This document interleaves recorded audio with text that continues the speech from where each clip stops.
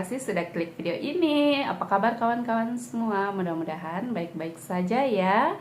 Sehat selalu dan dipermudahkan segala urusannya. Amin. Apa kabar nih kawan-kawan semua? Mudah-mudahan korang semua sehat ya. Saya balik lagi tanya. Alhamdulillah Ima di sini baik-baik saja ya. Dan seperti judul thumbnail yang korang lihat, di sini Ima akan berkongsi cerita, sharing pengalaman dan memberi sedikit education dan tips ya seputar atau pasal anak autism ya, karena seperti yang korang ketahui, anak sulung saya Muhammad Albi Fahri disahkan autism, mild autism. Di sini saya mau cerita sedikit pengalaman saya ataupun sedikit pengetahuan saya tentang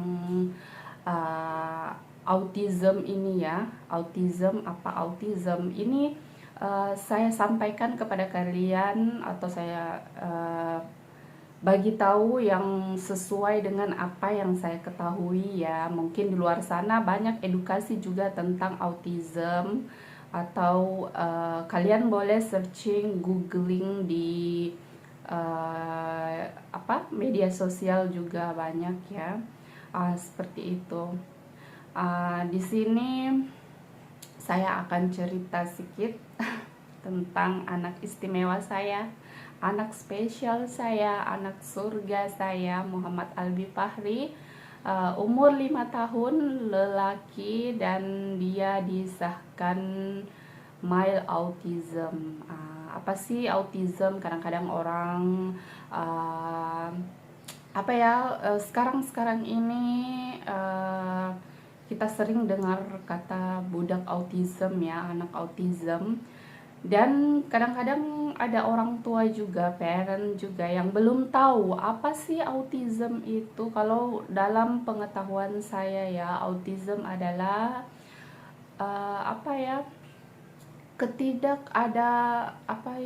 kemampuan.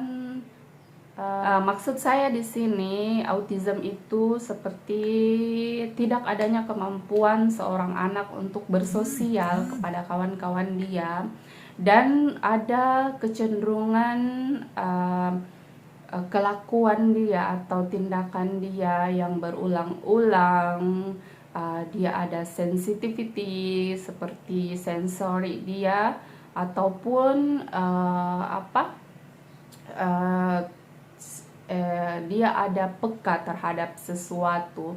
Dan di sini juga budak autism ini biasanya dia lebih sensitif ya, dan dia cenderung lebih menutup diri, dia ada dunia sendiri seperti itu. Dia tidak bisa bergaul dengan anak-anak yang lain.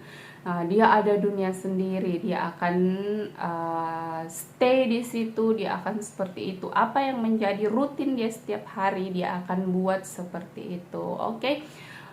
Di sini pertama saya cerita ya, awal mula bagaimana saya detect anak saya something ataupun dia different dari anak-anak yang lain ya, atau budak-budak yang lain. Di situ dia umur setahun lebih, saya sudah seperti dia kok lain ya, anak saya ini berbeda dari budak-budak yang lain ya. Saya rasa seperti itu karena saya lihat perkembangan dia. Kita sebagai orang tua kena perhati ya perkembangan anak-anak kita. Jangan sampai kita tidak tahu kalau ternyata dia ada kelainan dari budak normal yang lainnya. Di sini saya detect Albi itu, saya perasan ya sebagai ibu, dia umur setahun lebih. Dia masih saja babbling ya. Saya lihat anak-anak seusia dia atau seumur dia dia sudah apa ya, dia sudah paham arahan, dia boleh bercakap, dia boleh bercakap satu dua kata patah yang bermakna atau apa seperti itu. Di sini saya lihat Albi sama sekali tidak ada word yang bermakna ya.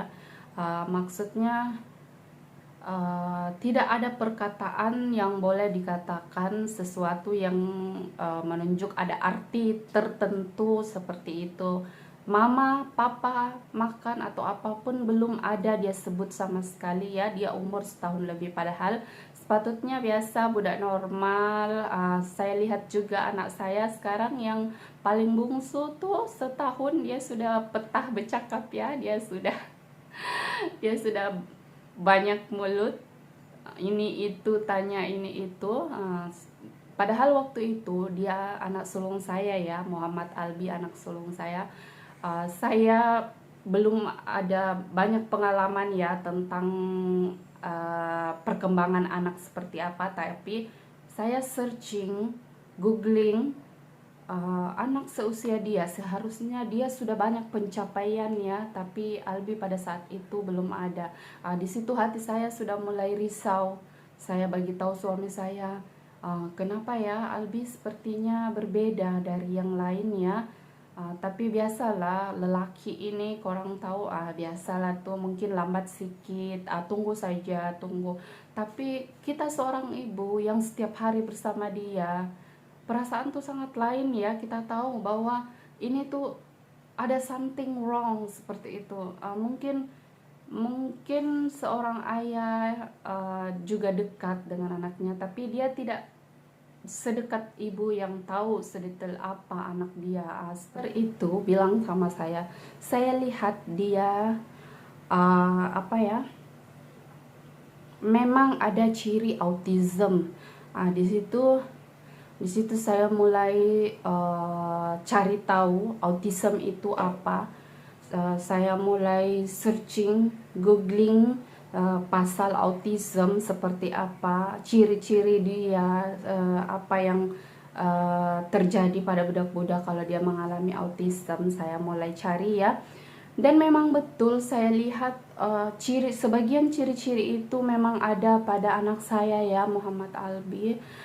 Dan pada saat itu dokter bagi saya rujukan untuk ke dokter pakar psikiatri ya, maksudnya dokter yang lebih pakar lagi, dokter pakar kanak-kanak. Selepas itu saya membawa Albi anak saya ke dokter pakar, dan memang betul dia autism. Dokter pada saat itu dia dibagi mainan apa semua, dan dokter tengok dia bermain atau cara dia bermain, karena anak autism ini memang spesial ya, maksudnya dia lain dari yang lain, cara bermain dia pun lain. Dan kita boleh tahu ya, maksudnya mungkin kalau secara sekilas dia nampak macam biasa ya, tapi sebenarnya dia berbeza ya, seperti itu. Di situ anak saya sudah disahkan autism. Saya ingat sekali di situ hati saya sangat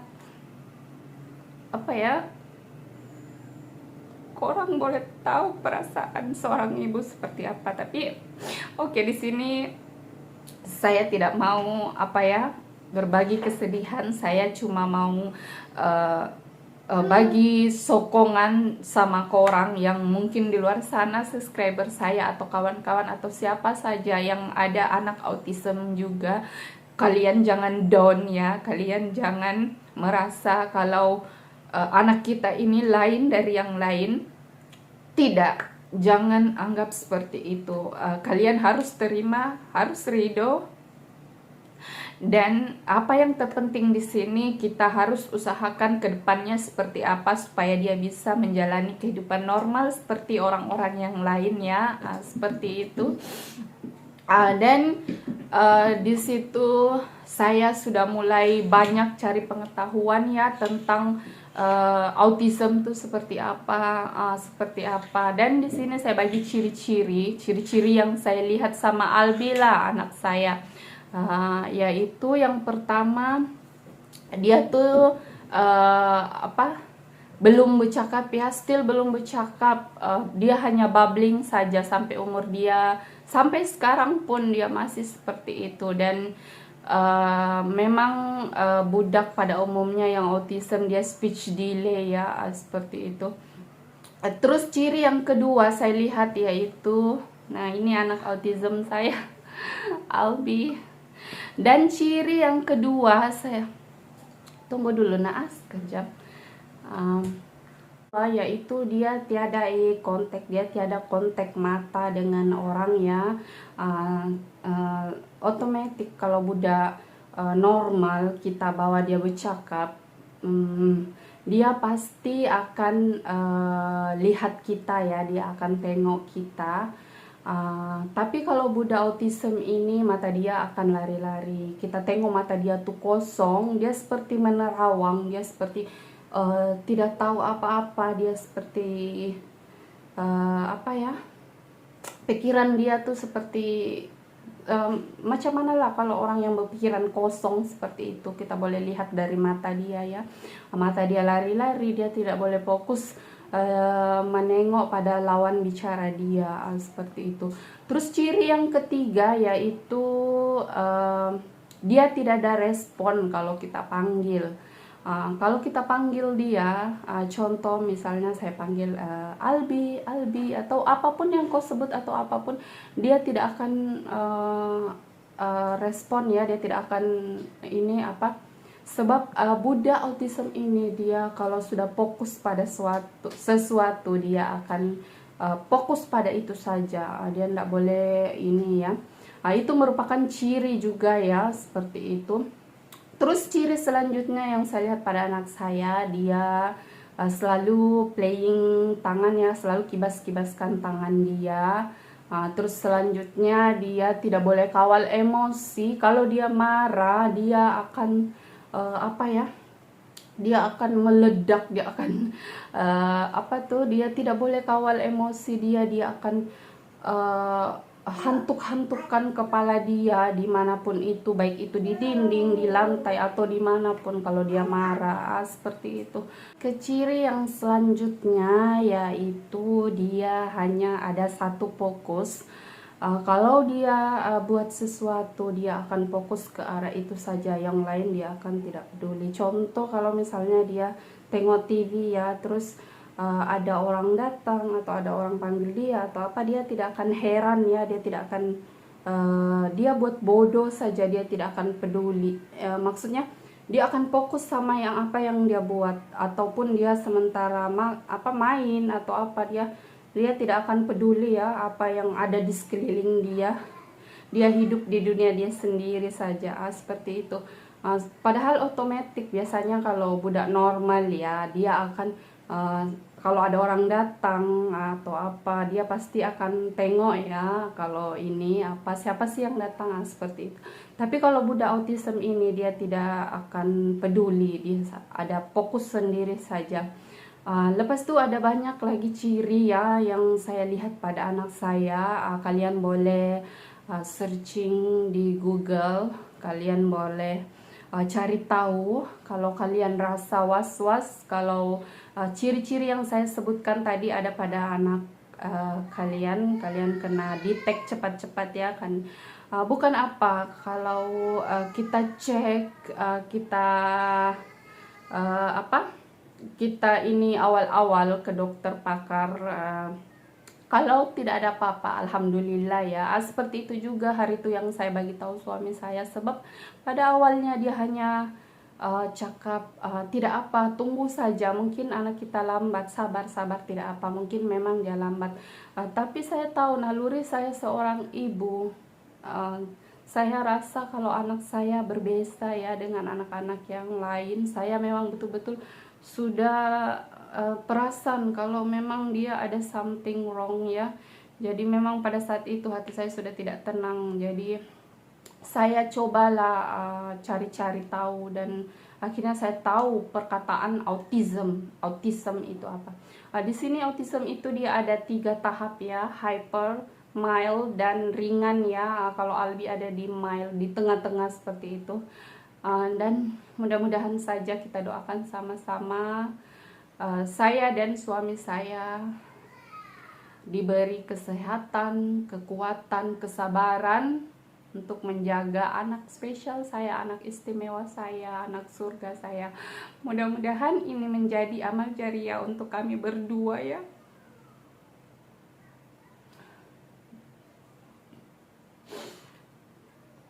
Kalau bicara pasal anak spesial saya ini, saya sangat sensitif ya. Bukan karena dia lain dari yang lain, tapi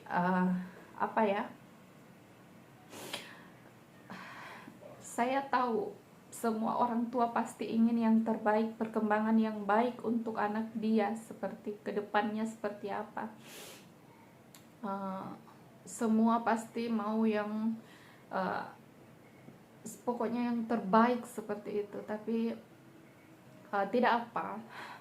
Awalnya saya juga down, sangat-sangat down ya, dan karena keterbatasan pengetahuan hari itu, jadi saya seolah-olah dunia sudah seperti apa ya, saya sedih. Apalagi hari itu, pada saat itu dia punya Albi tantrum, dia selalu mengamuk.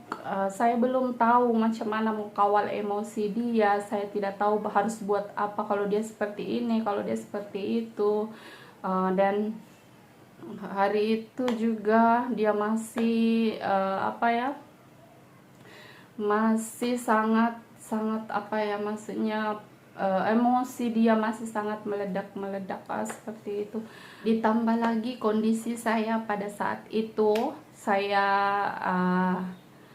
baru bersalin anak yang kedua.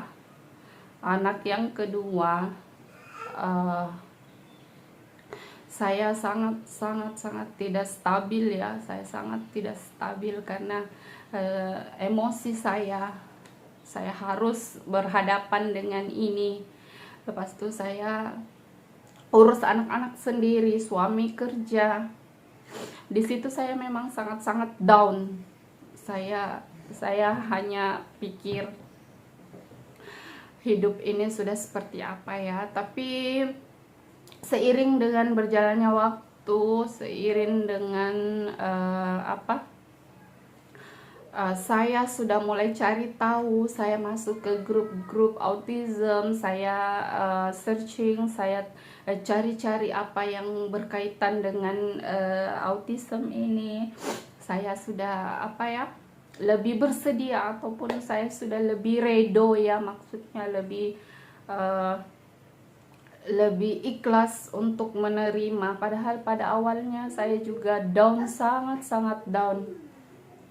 Bukan hanya setakat down, kadang pada saat itu kalau dia buat sesuatu yang di luar apa yang budak-budak normal buat ya, saya memang akan marah dia sampai saya pukul dia.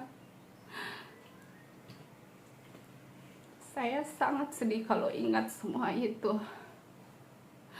Saya tidak tahu kalau sebenarnya itu hanya akan memperburuk keadaan dia ya. Tapi setelah saya dan suami bawa dia ke pakar, dokter bagi education untuk saya, anak seperti ini, kalau dia tantrum, dia tidak boleh kawal emosi, kita kena peluk dia ya, judge bagi hak untuk dia. Dia akan sedikit tenang. Dan memang betul, setiap Albi mengamuk atau apa saya buat seperti itu, dia akan sedikit lebih tenang. Karena budak seperti ini, tingkat ketakutan dia itu lebih tinggi dari budak normal yang lain ya. Respon sesuatu tuh sangat luar biasa ya.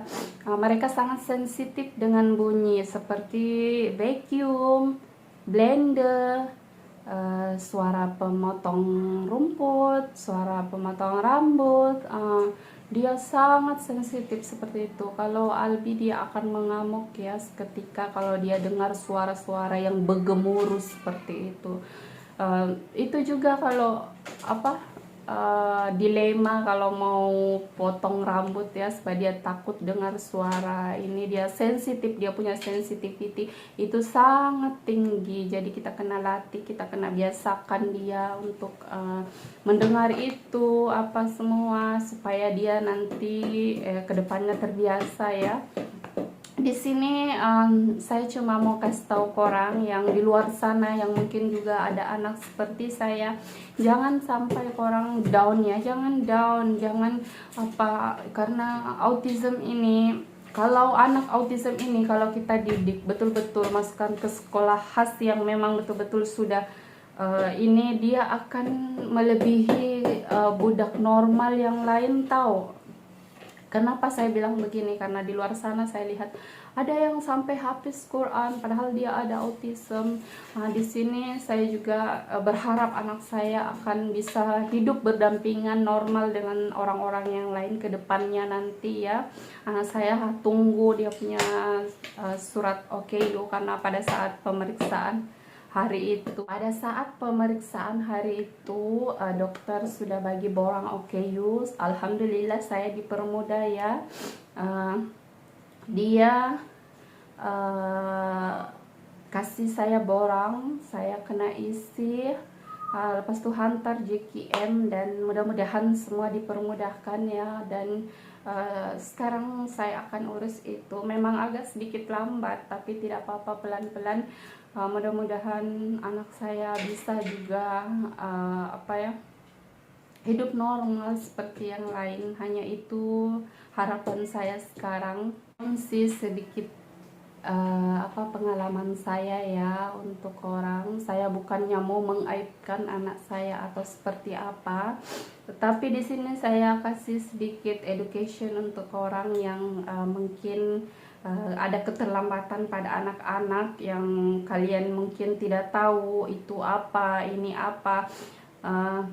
Di sini saya kasih tahu kalian jangan apa, jangan tertunda-tunda ya. Kalau kalian rasa ada something wrong sama anak kalian, perkembangan dia tidak seperti budak normal yang lain, korang harus cepat-cepat cek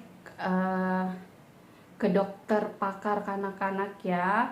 Jangan sampai menyesal ke depannya, karena kalau awal kita detect perkembangan dia, budak autism ini akan oke ya. Sekali lagi saya bagi tahu kalian yang ada di luar sana yang ada anak autism, anak istimewa, anak spesial, sangat-sangat spesial ini. Karena apa ya, saya lihat di luar sana ada banyak case juga seperti ini ya. Ada yang ringan, ada yang berat atau seperti apa. Jangan down. Apa yang harus kita lakukan yaitu kita kena cepat mengejar perkembangan dia ya, seperti itu. Juga untuk kami, saya dan suami, agar diberi kesehatan, kesabaran, dan kekuatan dalam menjaga anak surga kami, anak spesial kami, anak istimewa kami ya, Muhammad Albi Fahri. Dan sampai sini video saya tentang sedikit berkongsi cerita pasal anak autism, apa ciri-ciri dia, apa yang kita kena buat, seperti itu. Ada tips-tips sedikit, tips untuk saya yaitu kita kena tetap sabar ya. Itu yang saya terapkan sekarang ini. Walaupun pada awalnya saya pun down, saya pun tidak terima, saya pun apa ya, pokoknya saya tidak boleh ridho ya pada saat itu. Tapi alhamdulillah suami selalu tekankan kepada saya, kita harus sabar, kita harus tetap semangat, karena bagaimanapun anak adalah anugerah yang terindah ya, seperti itu. Kami tidak apa ya, maksudnya kami menganggap itu bukan sesuatu beban ya. kami menganggap Albi itu bukan suatu beban, justru sebaliknya dia sebagai penghibur ya, karena ada saja tingkah dia, ada saja perbuatan dia yang memang lain daripada budak normal yang lainnya. Dan orang tua di luar sana juga jangan sampai korang terbebani ya. Terima kasih sudah menonton video saya, jumpa lagi di next video, bye.